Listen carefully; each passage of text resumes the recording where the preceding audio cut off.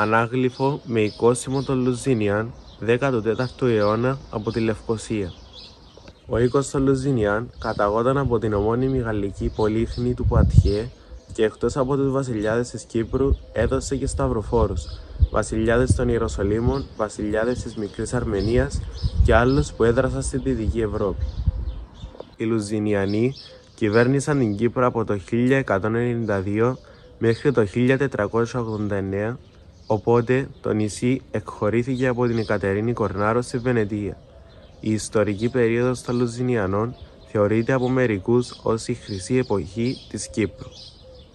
Είναι πράγματι γεγονός ότι κατά τους 3 σχεδόν αιώνες της Φραγκοκρατίας το νησί, οργανωμένο σε βασίλειο, είχε αποκτήσει και πλούτη και δόξα και φήμη και στρατιωτική δύναμη. Το εμπόριο ανθούσε και η Μεσαιωνική Κύπρος συγκέντρωνε αμύθιτα πλούτη ως διαμετακομιστικός σταθμός.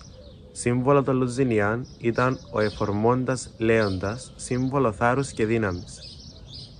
Το λιθανάγλυφο οικόσιμο αυτό βρέθηκε στην παλιά πόλη της Λευκοσίας και φυλάσσεται στο Μουσείο Λαϊκής Τέχνης μαζί με άλλους μεσαιωνικούς θησαυρούς.